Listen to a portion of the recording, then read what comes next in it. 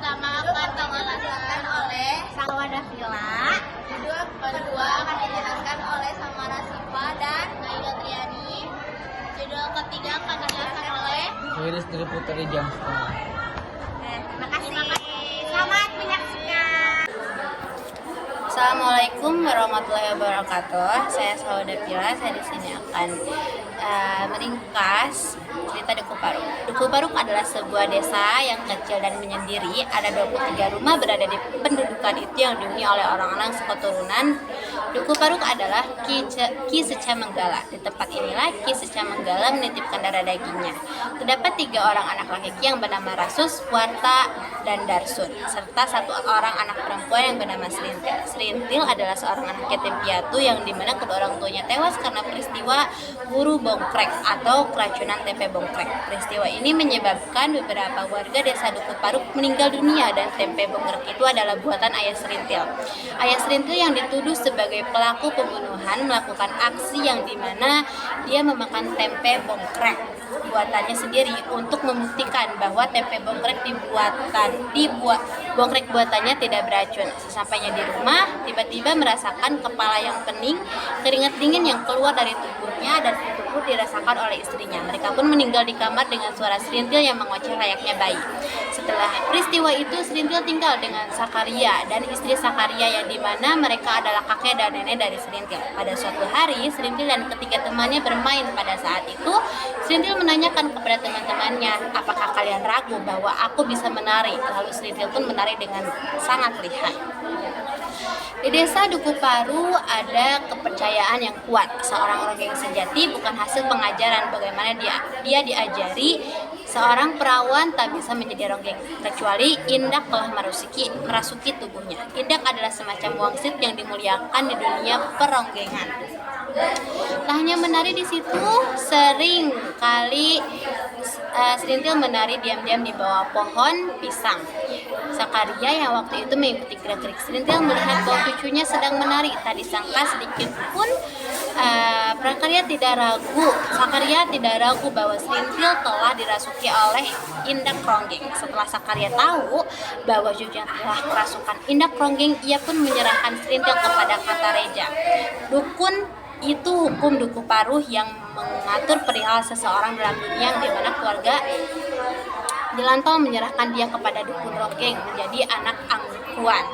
Sudah 2 bulan Serintil menjadi ronggeng, namun ada Duku Paruk mengatakan masih ada 2 tahapan yang harus dilaluinya sebelum Serintil berhak menyebutnya dirinya seorang ronggeng yang sebenarnya. Salah satunya adalah upacara pemandian secara turun-temurun yang dilakukan di depan cangkuk makam Ki Seca Menggala. Setelah syarat yang pertama berhasil dilakukan Serintil pun melakukan syarat yang terakhir, yaitu buka kelambu. Buka kelambu adalah semacam sarembaya yang terbuka bagi laki-laki maupun yang disembah. Lalu yang disembarakannya adalah keperawanan calon ronggeng tersebut. Laki-laki yang dapat menyerahkan sejumlah uang yang ditentukan oleh dukun ronggeng berhak menikmati virginitas calon ronggeng tersebut. Katareja atau dukun ronggeng itu meminta sekeping ringgit emas. Setelah sarembaya dibuka, ada seorang laki-laki yang bernama Dower membawanya 2 keping perak untuk dijadikan duit pangkar.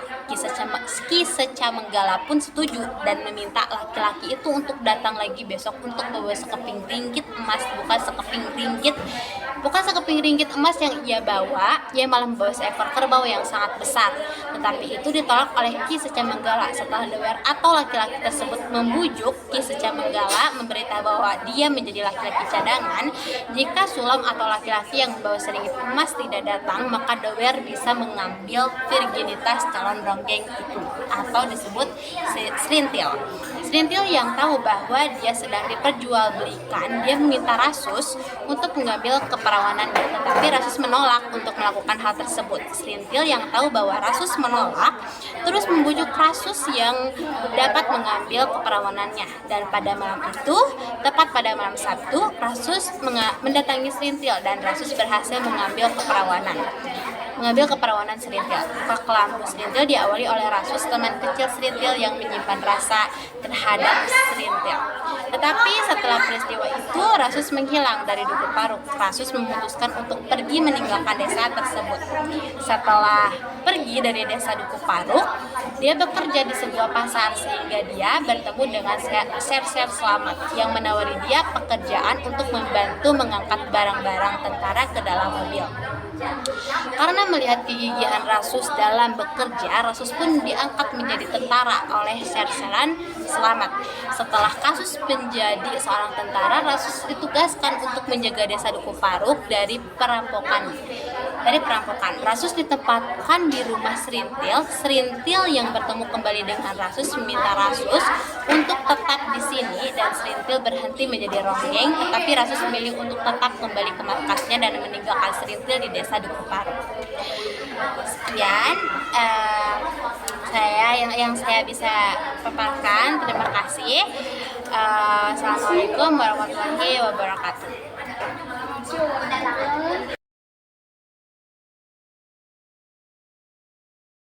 Baik, di sini saya akan menceritakan kembali mengenai novel Ronggeng Duku Paruk, yaitu pada buku kedua Lintas Kemukus Dini Hari. Pada suatu hari, Sirintil tidur di rumah nenek Rasus. Ketika Sirintil bangun dari tidurnya, ia sendirian di kamar itu. Lalu ia langsung mencari Rasus, tetapi Rasus sudah tidak ada di rumah itu. Semua barang-barangnya sudah tidak ada. Lalu Sirintil pergi mencari Rasus keluar rumah. Ia melihat di seberang sawah dengan kabut tipis yang menyelimuti di sana terdapat Dauan dengan markas tentara di bawah pimpinan Sersan Selamat. Rasus menggabungkan dirinya di sana. Sirintil sakit hati dan menangis karena Rasus telah meninggalkannya tanpa pamit. Sejak Rasus meninggalkannya, sifat Sirintil mulai berubah. Ia menjadi pendiam dan sering menyendiri. Semua orang tahu bahwa Sirintil sangat menyukai Rasus. Setelah Rasus meninggalkan Sirintil, dia tidak ingin lagi melayani tamu-tamu yang ada di sana. Nyai Kartareja merasa kecewa kepada Sirintil karena ia menolak untuk naik pentas. Nyai Kartareja lalu meletakkan telur ayam di sudut kamar tidur Sirintil. Telur itu diberikan mantra pemutus asmara oleh Nyai Kartareja. Namun Sirintil melumpuhkan mantra tersebut karena Sirintil kencing di tempat itu. Suatu hari Marsusi, seorang kepala perkebunan karet warna keling, datang ke Duku Paruk untuk menemui Sirintil.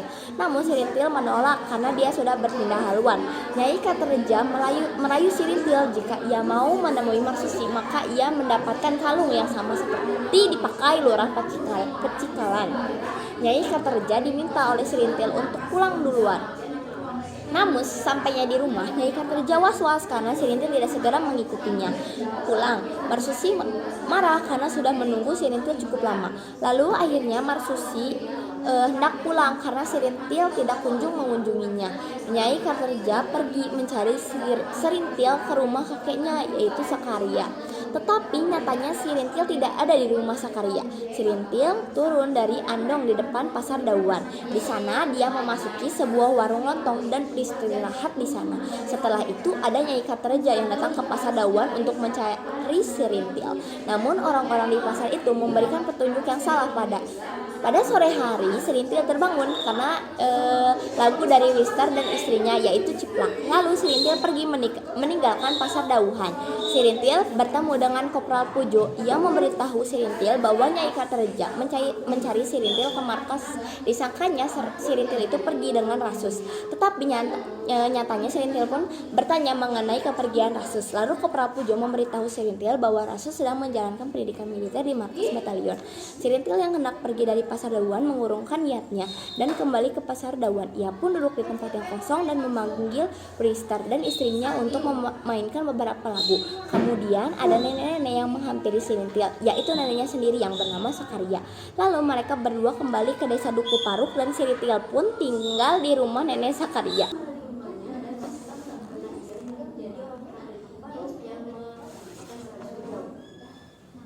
Pada suatu hari Sirintil sakit. Ia enggan berbicara dengan siapapun dan tidak ingin makan. Namun saat Sirintil bermain dengan Boder, yaitu anak dari Tampi, ia merasa sehat. Meskipun badannya lemah, ia selalu meminta kepada Tampi untuk menyerahkan bayinya. Sirintil semakin mempesona. Namun orang-orang Duku Paruk tidak akan puas dengan kecantikan Sirintil, kecuali ia kembali ke pentas Ronggeng. Sekaria bukan hanya kakek Sirintil, dia adalah orang yang dituakan di Dukuh Paruk dan mengemban amanat Ki Secamenggala untuk memangku kelestarian Dukuh Paruk dengan segala coraknya. Pada masa hidupnya, pada beberapa generasi lalu, Ki Secamenggala adalah moyang semua orang Dukuh Paruk. Bukan hanya penggemar ronggeng, ia juga memberikan wasiat turun-temurun agar ronggeng dan calung menjadi bagian lestari pedukuhan kecil itu. Dan suami istri Kertareja adalah dukun ronggeng. Pada suatu malam, Marsusi muncul kembali di Dukuh Paruk. Kedatangan Nyai Kertareja sudah diperhitungkan oleh Sirintil ketika ia mendengar suara sepeda motor memasuki Dukuh Paruk. Maka dari itu Sirintil meminta izin kepada neneknya bahwa ia akan pulang ke rumah Kertareja. Sesampainya di rumah, Sirintil dimintai oleh Nyai Kertareja untuk bertemu dengan Pak Marsusi. Sirintil pun menyetujuinya. Ketika Pak Marsusi mengajak Sirintil berpergian keluar, Sirintil menolaknya meskipun Pak Marsusi sudah mengeluarkan kalung emas. Lalu Marsusi pun marah kepada Sirintil dan Nyai. Tetapi dengan ketenangannya, Sirintil menjelaskan bahwa Sirintil itu sudah mengubah haluannya. Marsusi pun pulang dengan amarah yang masih menggebu-gebu. Pada suatu hari terdapat tamu, yaitu Pak Prabu yang meminta Sirintil untuk menari atau meronggeng kembali. Tetapi Sirintil menolaknya dengan berbagai alasan. Setelah itu Sirintil pun pergi ke rumah Sekaria. Sirintil ingin menemui Goder. Sirintil tidak ingin pergi dengan Pak Marsusi bukan karena Goder, namun karena memang ia tidak menginginkannya.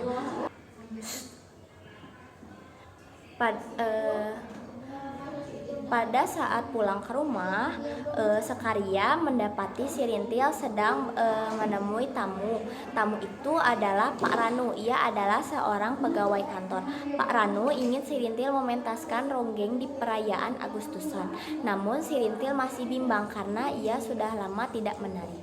Pada malam kesenian akan ada penampilan tari secara bergantian. Sirintil masih bingung dengan tawaran itu.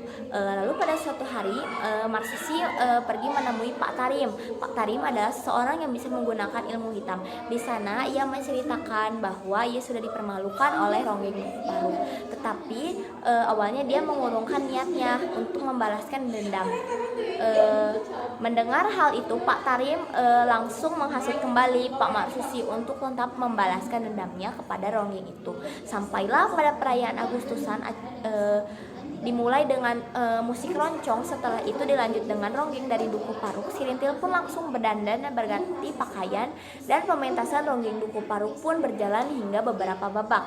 Hingga babak kelima, lalu suatu hari datanglah seorang yang kaya raya yang bernama Santika.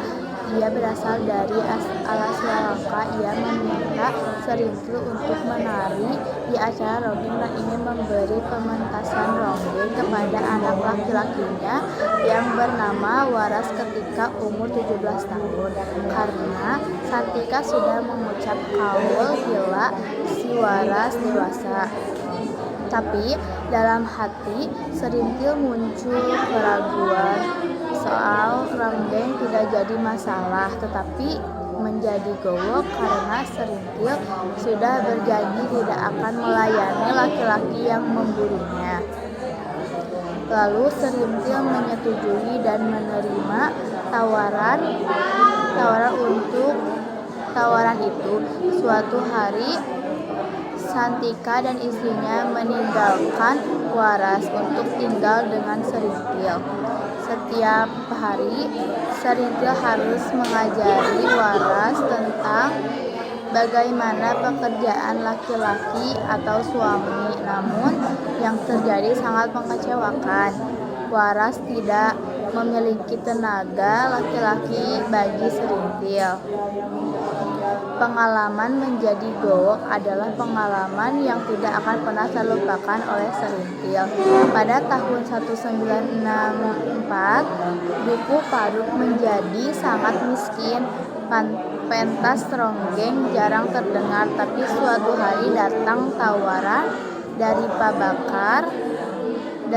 Bakar dari partai politik. Sirintil kembali dipentaskan untuk meraih untuk meraih simpati masyarakat.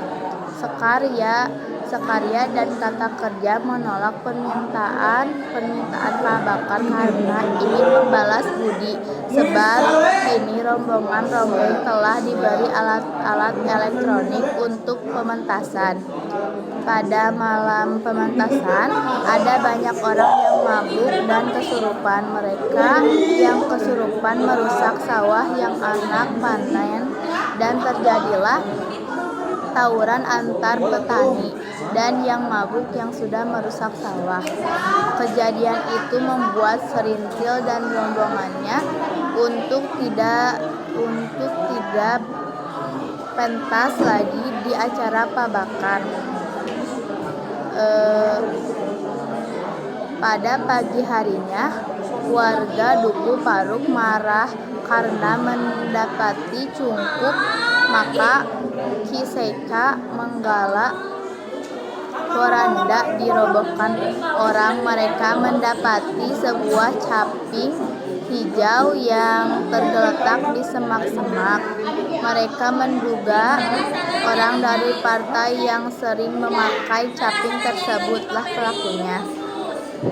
Orang dari partai itu memang tidak suka dengan kegiatan warga Duku Paruk karena kejadian itu membuat Serintil dan rombongannya kembali meronggeng untuk menunjukkan perlawanan bagi partai yang merusak makanan leluhurnya. Sehingga Duku Paruk disambut keributan besar-besaran. Hampir semua rumah terbakar habis. Serintil dan istrinya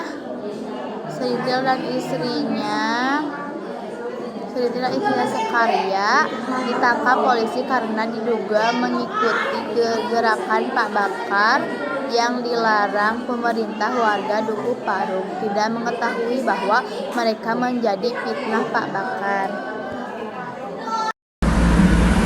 Ketika Duku Paruk menjadi Karang Abang, lemah yang pada tahun 1966, hampir semua dari ke-23 rumah di sana menjadi abu.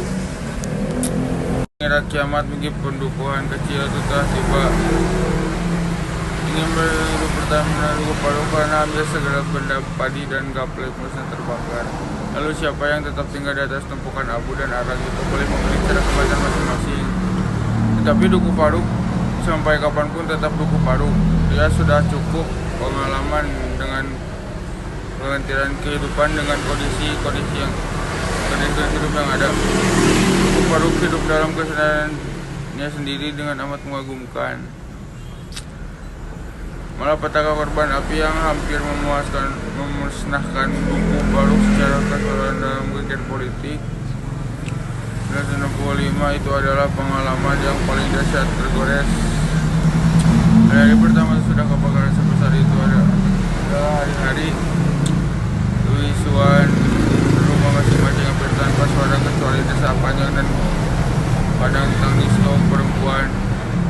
Semacam sarang berangkat batang singkong yang ditutupi dengan rumput dan kelaras pisang.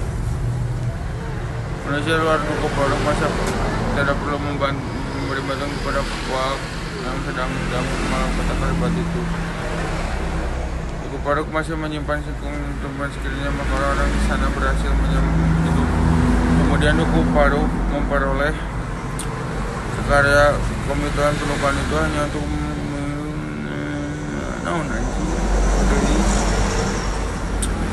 Derawan, tetapi Serintil belum kembali. Itulah aspirasi semua warga Duku Paruk yang tak pernah berani terucap.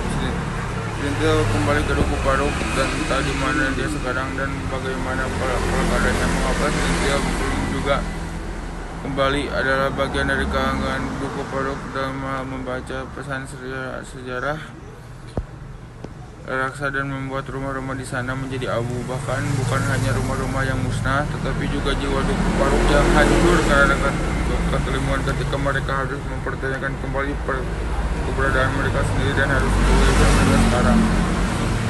Duku Paduk Bebal. Lihatlah alis-alis mereka yang terlalu berkeringat, wajah-wajah Duku berunduk dan penuh ketakutan Duku ketika menghadapi tatapan mata orang luar. Kemudian dari manakah Duku Paduk berhendak menyut kehidupan ketika kopisan masih mencekam dan tahu anak-anak dari suara lesung. Ketika gaplek tumbuh dari asap, mereka mengumpul di dapur lalu menyut Duku Paduk bayi terpercik.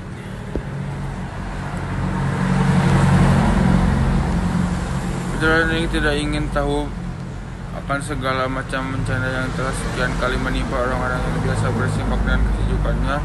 Pancuran itu terus mengucur lengkung seperti kristal hidup lalu pecah di atas batu pokat berias lumut. Isinya ribuan tetes air mempercik ke segala arah. Lumut kerak yang seakan mati kering dan ngelupas, namun dalam kematiannya lumut kerak menyimpan daya kehidupan seperti terbungkus dalam kista yang segera membunuh. Ketika tetes air pertama atau bahkan sekedar kelembaban udara menyembul untuk Duku Paduk. Ada sebuah rumah yang terlihat ketika Duku Paduk terbakar. Rumah itu kecil dan hanya waktu pagi terkena sinar matahari karena terkorengnya rumpun bambu. Penghuninya seorang nenek bungkuk dan semua orang Duku Paduk boleh jadi sudah lupa siapa namanya yang asli atau nama suaminya yang sudah lama mati. Ya Rasul sudah beberapa hari nenek sudah berpuasa lagi untuk dari palingan dan siapapun merasa bahwa neneknya sudah amat menderita beraja ada kebenaran atau sedang terjadi pada nenek Rasul.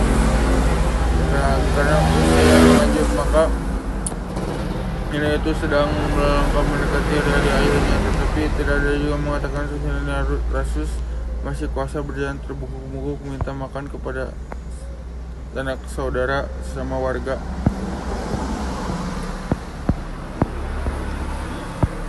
Cukup menghubungi seorang tentara demi nenek yang sedang di aja sekalipun tak mungkin dilakukan oleh orang Duku Paduk. Susana tidak memungkinkan. Susana hanya memberikan kelonggaran sedikit bagi Duku Paduk. Ini sekedar untuk bernapas diam-diam untuk merenjang menunduk kepala. Duku Paduk setelah main seperti obor. Besar adalah Duku Paduk yang dipaksa harus tahu diri dalam segala hal. Sebenarnya ia sedang memohon kepada kekuatan Adi Kodrati agar pesannya sampaikan kepada cucunya yang kini berada entah di mana. Ketika semua orang merasakan dengan hebat dan berseluruh tatanan kehidupan Indonesia dan sampai sedang katakan bersama, kita dipertanyakan lagi mengapa pada saat seperti itu orang ingin segera memperoleh kepastian bahwa lembaga tempat di penyerahan kesehatan dasar tidak rusak. Lembaga ini adalah ibu yang selalu bersedia memberi ketenangan jiwa, dan itu bisa berupa rumpun-rumpun bambu yang menjadi saksi kelahirannya yang menghancur abadi berupa haribaan atau serang